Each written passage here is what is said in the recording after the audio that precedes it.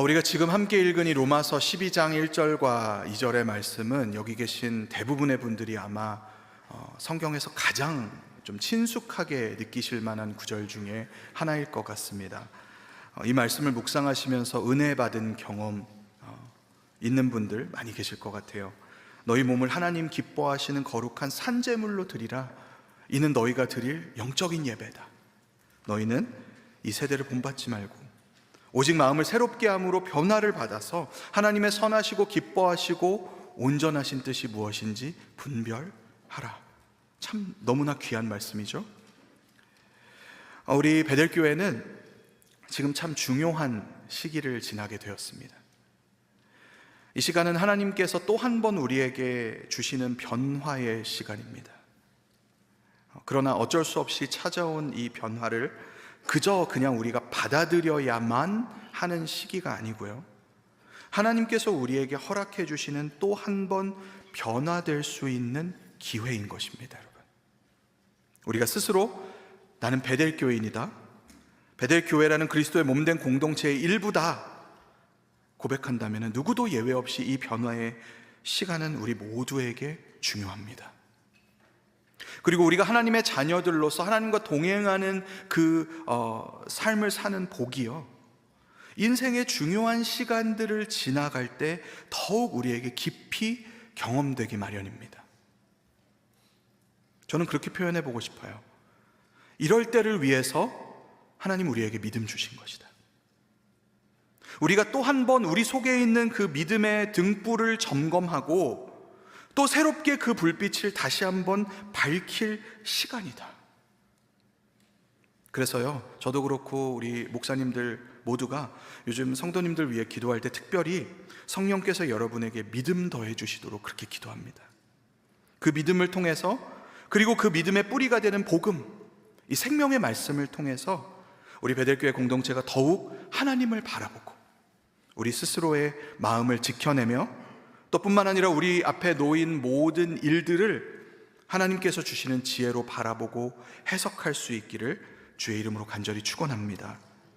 오늘 이 아침 우리가 이 친숙한 로마서 말씀을 묵상하는 이 시간에도 하나님 이 시간을 그렇게 사용해 주셨으면 좋겠습니다.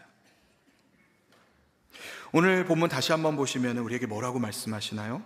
제가 한 번만 더 읽겠습니다. 그러므로 형제들아, 내가 하나님의 모든 자비하심으로 너희를 권하노니 너희 몸을 하나님이 기뻐하시는 거룩한 산제물로 드리라. 이는 너희가 드릴 영적 예배니라. 너희는 이 세대를 본받지 말고 오직 마음을 새롭게 함으로 변화를 받아 하나님의 선하시고 기뻐하시고 온전하신 뜻이 무엇인지 분별하도록 하라.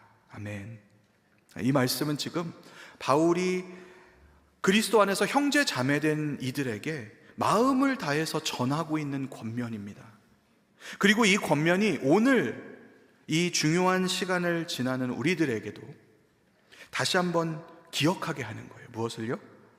하나님 나에게 주신 믿음이라는 이 소중한 선물을 이런 시간에 내가 어떻게 사용해야 하는지, 그 믿음이 주는 힘을 어떻게 발휘시켜야 하는지를 기억해야 합니다.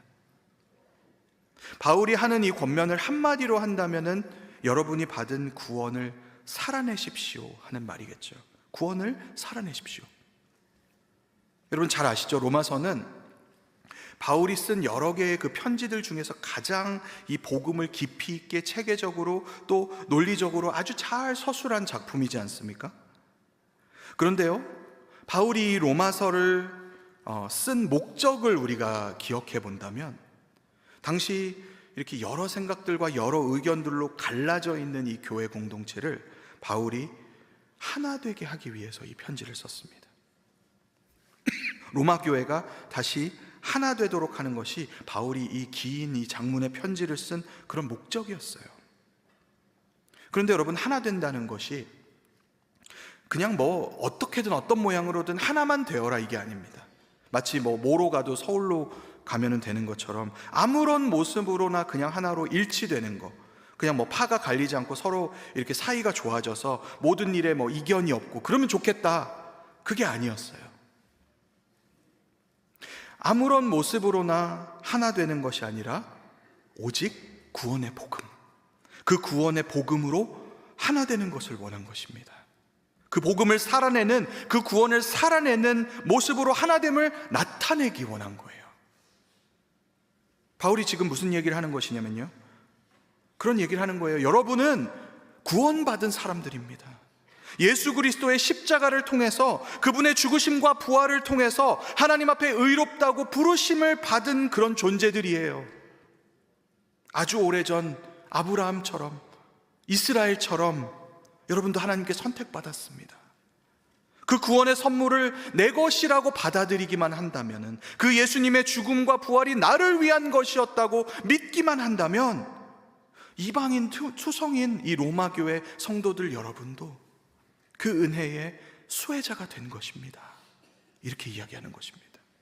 그리고 이와 마찬가지로 2000년이 지난 오늘 이 베델교회의 성도들인 우리들에게도 동일한 선언을 하는 것이죠.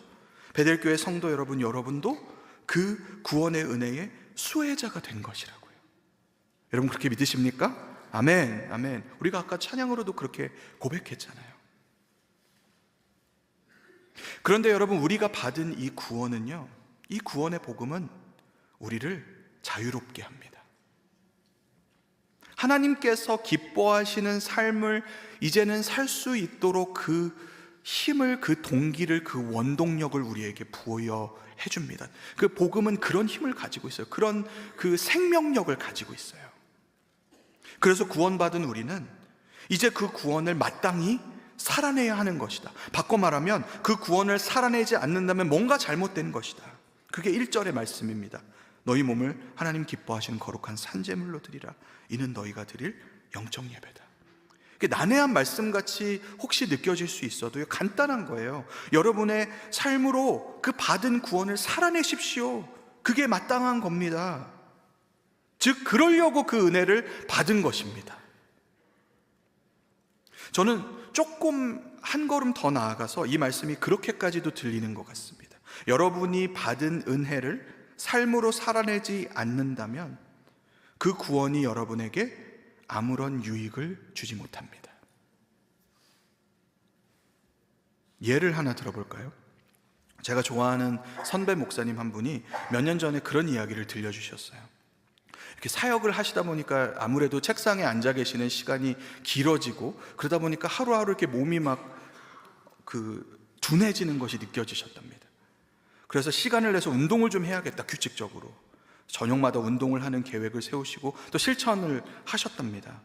달리기도 하고 자전거도 타고 꾸준히 매일마다 그 운동의 강도를 조금씩 이렇게 높여가면서 또 운동을 하기 위해서 식사도 전보다 더 건강한 것으로 많이 하셨답니다. 그래야 힘을 얻고 또 그만큼 몸을 움직일 수 있으니까 그랬겠죠.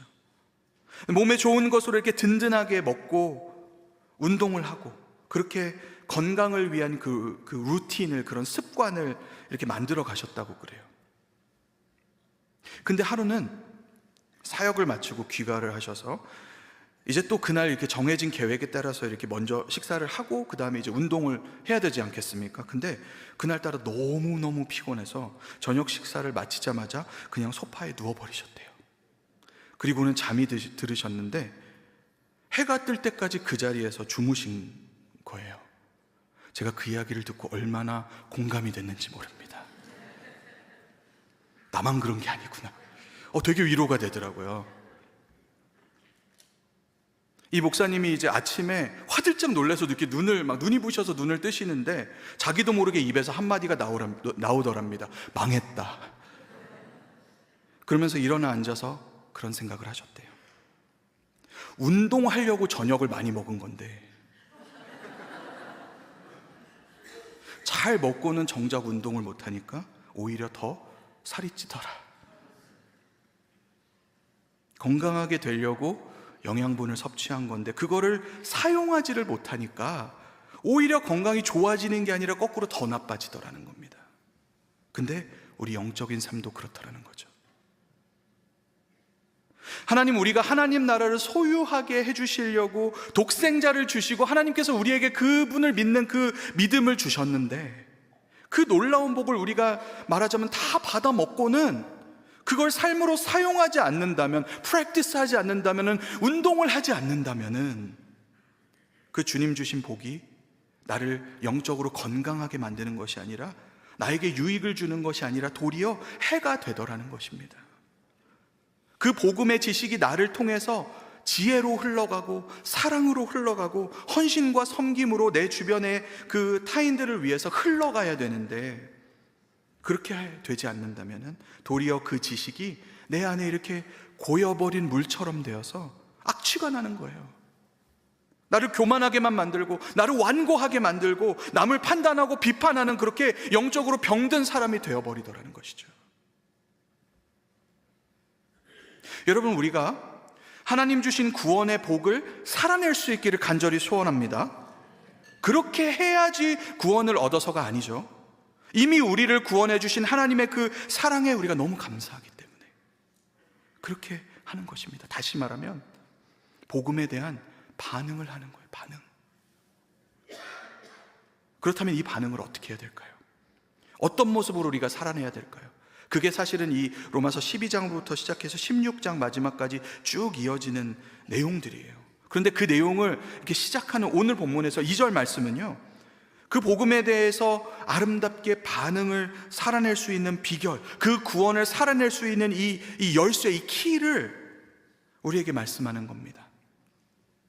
우리 오늘 2절 말씀만 다시 한 번만 한 목소리를 읽어보면 좋겠습니다. 2절 시작. 너희는 이 세대를 본받지 말고 오직 마음을 새롭게 함으로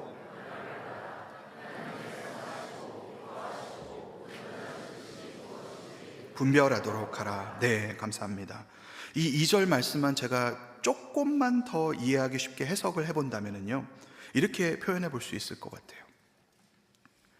여러분이 이제까지 살아오면서 세상 많은 사람들의 방식을 따라서 보고 들으면서 쌓아온 경험들을 토대로 사는 것을 멈추고 스탑하고 마음을 새롭게 함을 통해서 변화를 받으십시오. 그러면은 비로소 하나님의 선하신 뜻이 무엇인지, 그분이 기뻐하시는 것이 어떤 것인지, 또 그분의 완전하신 계획이 무엇인지를 바로 알고 그걸 따라서 살 수 있게 될 것입니다. 여러분, 이해가 되십니까? 생각해 보면은요, 이 세상의 방식으로 산다는 것을 우리가 완전히 무시할 것은 아닙니다. 우리가 이 두 눈을 가리고 우리 귀를 다 가리고 이 세상의 풍조와 그 사고와 감정 또 행위의 방식들이 다 악한 것이다, 다 아무짝에도 쓸모없는 것이다, 그렇게 말할 것까지는 사실 없어요. 예수 믿지 않는 사람들은 다 악합니까? 교회 다니는 우리가 더 할 때가 얼마나 많습니까, 여러분? 세상 사람들도 다 나름대로 선한 의도를 가지고 최선을 다해 사는 겁니다. 그 방식들은 분명히 이 땅을 살아가는데 지혜를 제공하고 그게 수완이 되고 험한 세상을 헤쳐나갈 수 있는 꽤나 큰 도움이 되는 게 사실이에요. 그런데 문제는 무엇인가? 문제는 그게 결코 복음과는 어울리지 않는다는 것입니다. 우리가 받은 은혜와 어울리지 않는 게 문제예요. 예수님이 제시해 주신 십자가의 길과 이 세상의 방향은 완전히 정면 충돌합니다. 예수님은 오직 하나님의 선하시고 기뻐하시고 온전하신 뜻을 따라 행하셨기 때문에 이 땅에 오셨을 때도 그런 삶을 보여주셨기 때문에 세상의 방식과 사람의 전통을 따라서 사는 이들과 그렇게도 부딪히셨던 거 아니겠습니까? 그와 마찬가지로 이제 이 복음을 또 이 구원을 살아내는 우리 성도의 삶은 이제는 이 땅에서 내가 어떻게 조금 더 마음 편안하게 살 수 있을까? 어떻게 스스로를 내가 보호하면서 조금만 더 여유 있고 조금만 더 윤택하게는 살 수 없을까? 고민하면서 다른 사람들은 어떻게 하지? 이렇게 기웃기웃거리고 저게 좋아 보이네 이렇게 따라가는 흉내내는 그런 삶이 이제는 아니라는 것입니다. 그런 모습에서 이제는 변화되어야 된다는 거예요. 그리고 여기서 사용된 변화라는 말의 원어를 제가 찾아보니까요, 그 모양이 완전히 변했다라는 의미를 담겨 있습니다. 어떤 것의 모양이 이제는 완전히 변해서 이제는 변하기 전에 그 모습으로 돌아갈 수 없는 걸 이야기하는 거예요. 우리가 지난주에 새벽 기도에 묵상했던 마태복음 13장을 잠깐 떠올려 보면은요, 예수님께서 여러 가지 비유로 천국에 대해서, 하나님 나라에 대해서 설명하시면서 그런 말씀을 하십니다. 마태복음 13장 33절인데요, 천국은 마치 여자가 가루 서말 속에 갖다 부어 전부 부풀게 한 누룩과 같으니라. 밀가루 반죽 속에 넣는 누룩 여러분 아시죠? 그 누룩, 천국이 그 누룩과 같대요. 여러분 생각을 한번 해보십시오. 밀가루 반죽은요, 이 누룩의 영향을 받아서 한번 부풀고 나면은 부풀기 전으로 돌아갈 수 있습니까, 없습니까? 여기 그 요리에 좀 일가견이 있으신 분들, 저보다 이렇게 빵에 좀 전문가이신 분들도 많이 계실 것 같은데, 밀가루 반죽에 누룩이 들어가면은요, 거기에 이산화탄소가 생기고 알코올을 만들어내고 그렇게 이 변화가 생깁니다. 그리고 이제 반죽이 부풀어 오르죠. 밀가루의 그 글루텐 구조가 막 이렇게 바뀌고요, 그 결과 이 반죽의 물리적인 구조도 바뀔 뿐만 아니라 그 반죽의 맛도 변하게 됩니다. 그렇죠? 그리고 이렇게 변화된 반죽은요, 한 번 이렇게 바뀌기 시작하면은 이전의 상태로 다시는 돌릴 수가 없습니다. 예수님께서 마치 천국이 이 누룩과 같다 이렇게 비유하신 건 정말 기가 막힌 비유예요.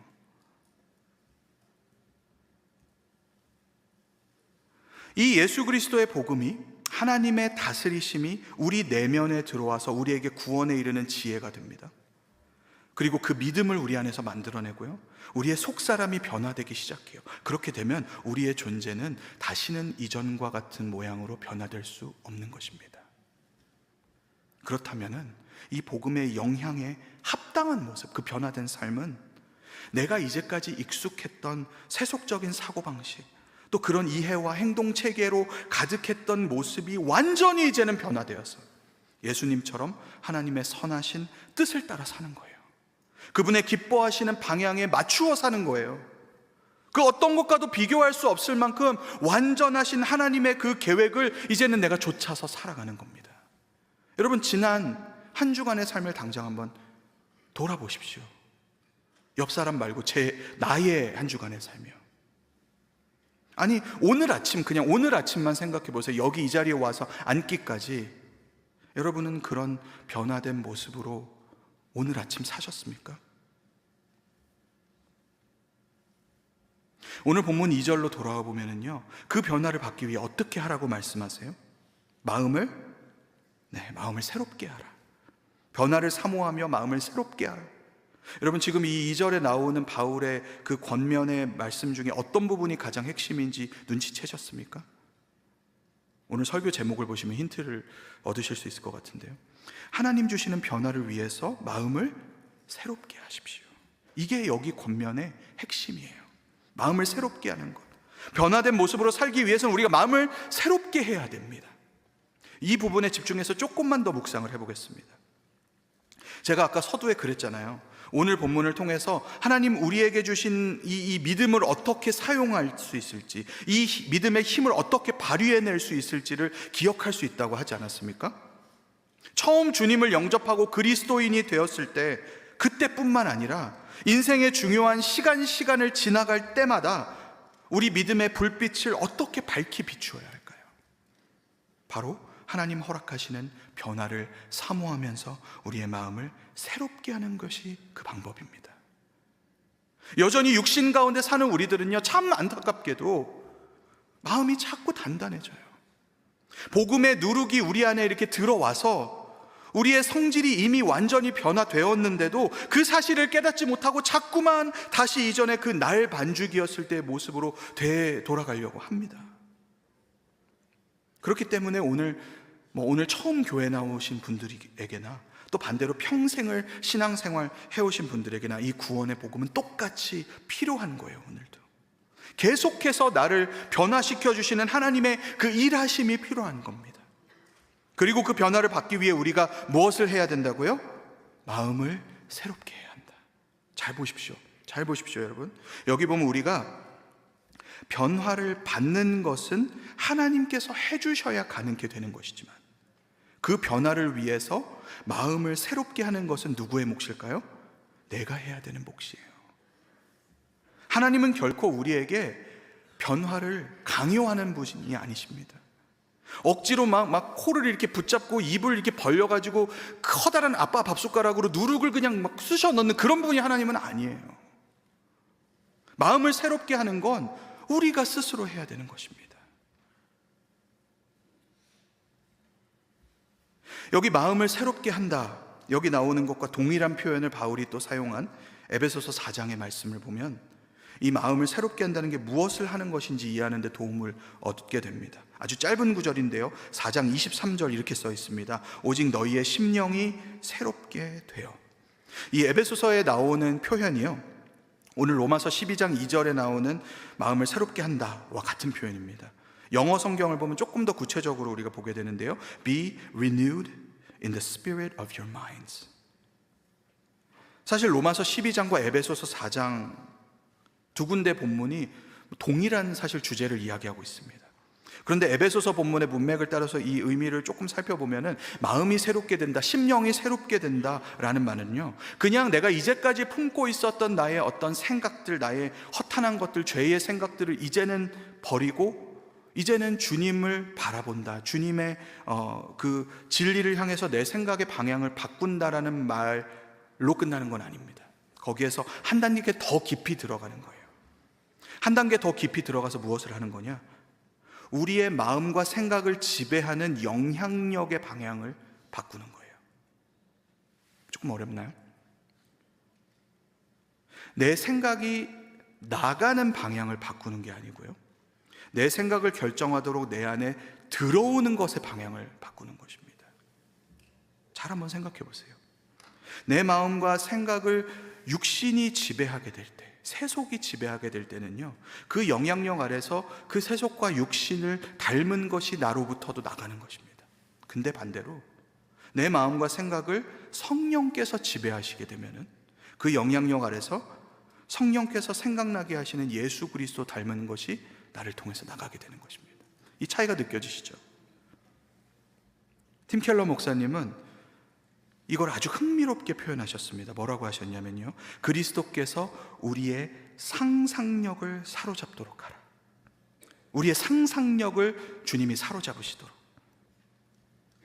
예수님이 어떤 분이신가, 예수님이 어떤 일을 행하셨었나, 우리가 성령께서 떠올리게 하시는 그 예수님에 대한 일들을 계속해서 인풋을 받을 때, 공급을 받을 때, 그렇다면 오늘도 살아 역사하시는 그분께서 이제 이번에는 또 무엇을 하실까? 상상을 하게 되는 거예요. 우리가 성경에서 증거하는 수많은 놀라운 일들을 행하신 그 주님께서 나의 삶에도 그와 같은 일들을 이번에는 어떻게 행하실까? 주님이 내 삶에 하실 일을 기대하면서 상상력을 우리가 발휘하게 되는 것입니다. 여러분, 이게 우리의 마음을 새롭게 하는 거예요. 제가 요즘에 아주 즐겨 듣는 찬양이 한 곡 있는데, Elevation Worship이라는 팀이 부른 Another One 이라는 제목의 곡이 있습니다. Another One, 한국말로는 하나 더, 한 번 더 이런 말이겠죠. 우리 지난 추수감사주일에 우리 자녀들과 함께 패밀리 워십 여기서 드렸잖아요. 그날 저희 찬양팀이 아이들과 함께 이 자리에서 이렇게 방방 뛰면서 불렀던 그 Praise라는 곡, 여러분 기억나실지도 모르겠습니다. 물론 저는 이 바닥재를 염려하느라 이렇게 맘대로 뛰지는 않았습니다. 근데 제가 어저께 확인해 보니까 아직 베델교회 그 유튜브 채널에 그 영상이 올라와 있더라고요. 근데 이 Praise라는 곡, 우리가 불렀던 곡도 이 Elevation Worship이 부른 곡인데요. 근데 이 Another One이라고 하는 곡은 이 팀이 아마 몇 주 전에, 얼마 전에 발표한 새 앨범에 들어있는 곡이에요. 근데 이 곡의 메시지가 저의 마음을 아주 사로잡았습니다. 최근 몇 주 동안 아주 큰 울림을 제 안에 주었어요. 이런 메시지입니다. 하나님께서 어떤 일이든 허락하실 때, 행하실 때 거기에는 그분의 선하신 뜻과 계획이 있습니다. 우리에게 연단의 시간을 주실 때, 우리에게 기다림의 시간을 허락하실 때 하나님은 그 시간을 위한 선한 뜻을 가지고 계십니다. 하나님 말씀을 보면 발견되는 기적들, 닫힌 문이 열리고 문제가 해결되는 일들, 그 증거들이 너무나 많이 있습니다. 그리고 또 하나, 그런 일이 또 하나 우리에게 일어날 것입니다. 기대하십시오. 지켜보십시오. 선한 일을 행하시는 그 하나님을 기대하십시오. 그런 메시지예요. 제가 그 찬양의 가사들을 듣는데 막 이렇게 가슴이 막 벅차오르는 것을 느꼈습니다. 그 가사를 보다 보면은 성경에 나온 기사들을 이렇게 나열하면서 이런 선포를 해요. 하나님이 태양에게 떠오르라 하셨을 때 어떻게 되었습니까? 그 태양이 밝게 떠올랐어요. 그리고 그와 같은 일이 또 일어날 것입니다. 주님이 폭풍을 향해서 잠잠하라고 명령하셨을 때 그 폭풍이 어떻게 되었습니까? 순종하고 잠잠해졌습니다. 그런 일이 또 일어날 것입니다. 하나님이 바다를 향해서 갈라지라 명하셨을 때 그 바다는 갈라졌습니다. 그리고 그와 같은 일이 우리에게도 다시 일어날 것입니다. 하나님이 성벽을 향해 무너져 내리라 명령하셨어요. 그리고 그 성벽은 무너져 내렸습니다. 그리고 그런 일이 나에게도 다시 일어날 것입니다. 주께서 묶여있는 사슬을 향해서 풀어지라 명령하셨습니다. 그 사슬이 어떻게 되었습니까? 풀어졌습니다. 무덤을 막고 있던 큰 돌을 향해서 하나님께서 굴러가라 명령하셨어요. 그 돌이 어떻게 되었습니까? 굴러갔습니다. 그리고 그런 일이, 똑같은 일이 나에게, 우리에게 다시 한번 일어날 것입니다. 하나님이 마른 뼈들을 향해서 살아나라 명령하셨을 때 어떤 일이 일어났습니까, 여러분? 그 뼈에 생기가 임하고 하나님의 군대로 일어났습니다. 그런 일이 우리 가운데 또 한 번 일어나게 될 줄 믿습니다. 반드시 그 일이 일어날 것입니다. 하나님은 전능하시고 선하시며 신실하신 분이기 때문에 그렇습니다. 할렐루야, 아멘. 사랑하는 여러분, 우리가 우리의 마음을 새롭게 하기를 간절히 소원합니다. 우리의 마음과 생각이 다른 어떤 것에 의해서도 지배받지 아니하고 오직 우리 안에 살아 역사하시는 성령님께 지배받도록 하기 원합니다. 그래서 우리를 통해서 이제 나가는 모든 생각들, 우리를 통해 나가는 우리 옆 사람에게 하는 모든 말들, 모든 행동들이 세상이 돌아가는 것을 따라서 내가 최선을 다해서 분석해낸 것, 내가 최선을 다해서 계산해낸 것, 경험을 통해서 막 예상해낸 것, 그런 것들이 우리에게서 나가는 것이 아니라 예수님 닮은 생각과 말과 행동들이 우리를 통해 나가기를 간절히 소원합니다. 우리 안에 성령님께서 떠올리게 하시는 예수님이 하신 일들, 그 주님 하신 일들을 통해서 선포된, 나타난 하나님의 그 전능하신, 하나님의 신실하심, 하나님의 선하심, 그 진리를 우리 삶의 모든 것에 우리가 전제 조건으로 대입해낼 수 있기를 원해요. 그리고 그 전제 조건을 우리가 가지고 하나님 우리 삶에 행하실 또 한 번의 그 새로운 일, 내 예상과 기대를 보기 좋게 벗어나 버리는 그 일을 기대할 수 있기를 소원합니다. 하나님 왜 못하시겠습니까, 여러분? 여러분, 이 기대감으로 마음이 막 두근두근 하셔야 돼요. 하나님을 기대하는 마음으로 가슴이 뜨거워져야 됩니다, 여러분. 그 기대하는 소망이 마음속에 꽉꽉 차서 여러분에게 기쁨이 있어야 돼요. 선하신 하나님, 나의 삶에 이번에는 어떤 일을 행하실까? 신실하신 하나님, 그 살아 역사하심을 친히 이번에 또 어떻게 증거해 주실까? 전능하신 하나님, 내가 상상하지 못한 일을 어떻게 보여주실까? 여러분, 기대하십시오. 기대하고 또 기대하세요. 그 기대감으로 여러분의 마음이 가득하게 하십시오. 그렇게 우리 마음을 새롭게 할 때 우리는 하나님 허락하시는 그 변화를 받게 될 것입니다. 그게 우리가 하나님의 선하신 뜻을 깨닫고 그분의 기뻐하신 뜻을 분별하고 그 온전하신 뜻을 따라서 사는 비결입니다. 여러분, 어떻게 생각하실지 모르겠지만요, 저는 요즘에 우리 베델교회를 생각하면 물론 무거운 마음도 있어요. 물론 무거운 마음도 있지만 그 무거운 마음과 비교되지 않는 큰 기대와 설레임이 있습니다. 제가 억지로 여러분 위로하려고 여기서 이런 얘기를 하는 게 아닙니다. 정말이에요. 저라는 한 사람의 그 어떠함과는 상관없이 이 베델교회라는 주님의 몸된 공동체를 떠올리면서 기도할 때 제 안에 막 주체할 수 없는 기대감이 가득 차는 걸 경험합니다. 그리고 이 느낌이 내가 스스로 하는 생각인가? 아니면 하나님이 주시는 마음인가? 제가 분별하게 해달라는 기도를 요즘에 날마다 하고 있는 것 같아요. 그러면서 최근 한두 주 사이에는요, 참 신기하게 참석하는 예배 자리들마다 또 목사님들과 나누는 대화마다 그 응답이 막 들립니다. 진짜 제 귀에 막 들려요. 사순절 매일 저녁 기도회 자리에서도 들리고요, 수요 예배 자리에서도 들리고요, 새벽 예배 자리에서도 들리고요. 계속 들려요. 물론 저의 개인적인 체험이지만 한 가지만 나눠보면요, 며칠 전에 4월의 첫날 화요일이었습니다. 매일 저녁 기도회에서 기도를 하고 있는데 그날도 교회를 위해서 중보하면서 하나님 주시는 또 그 기대감이 느껴지는 거예요. 그래서 이게 내 생각입니까? 하나님 주시는 마음입니까? 막 분별을 구하면서 기도하고 있었습니다. 근데 앞에서 기도 인도하시는 우리 장 목사님이 그런 선포를 하시는 거예요. 제가 깜짝 놀라서 적어놨습니다. 받아서 이렇게 말씀하세요. 이 베델교회의 위기의 때와 같이 느껴지는 지금이 바로 하나님이 새 일을 행하시는 때입니다. 사람들은 두려움의 때라고 말하고 어두움의 때라고 말하는 이때가 하나님의 새 일이 나타나는 시간입니다. 사람이 하는 것이 아니라 하나님이 하실 것입니다. 여러분 믿으십니까?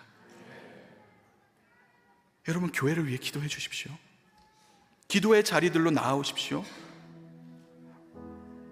주변 사람들에게 내가 기도합니다, 내가 당신을 위해 기도할게요, 이렇게 말씀하시는 분들은 더 그 기도의 자리로 나오셔야 됩니다. 그러나 제가 진짜 드리고 싶은 부탁은요, 하나님 우리 중에 어떤 새 일을 행하실까 기대하며 기도하십시오. 어려움을 극복하기 위한 그냥 억지 기대가 아닙니다. 우리가 갖고 있는 어떤 좋은 방법과 해박한 지식과 풍부한 경험의 기대는 그런 기대가 아닙니다. 우리에게 있는 훌륭한 리더들에게 거는 그런 기대가 아닙니다. 오직 하나님이 행하시는 새 일을 기대하시기 바랍니다. 마음을 새롭게 하십시오. 여러분에게 하나님 주신 그 믿음의 그 힘을 발휘하십시오. 성경이 증거하고 있는 수도 없는 하나님의 놀라운 역사들, 불가능이 가능케 되었던 그 많은 일들, 그 일이 우리 가운데 또 한 번 나타날 것을 기대하십시오. 우리 안에 계시는 성령께서 증거해 주십니다. 하나님 오늘도 여전히 전능하시다, 하나님 능치 못함이 없으시다, 신실하게 일하고 계시다. 우리가 이해하고 기대하고 바라는 것을 뛰어넘는 그 기적과 같은 역사를 하나님 또 한 번 우리 가운데 이루실 것이다. 여러분 새로운 마음으로 그 주님을 기대할 때 하나님 주시는 변화가 우리의 생각과 우리의 말과 행동에 임할 수 있기를 간절히 축원합니다. 그렇게 하나님의 선하시고 기뻐하시고 온전하신 뜻을 따라서 더욱 그리스도의 장성한 분량이 충만한 데까지 자라나는 여러분 한 분 한 분 그런 베델교회 될 수 있기를 다시 한번 주의 이름으로 축원합니다. 아멘. 우리 함께 기도로 나아가겠습니다.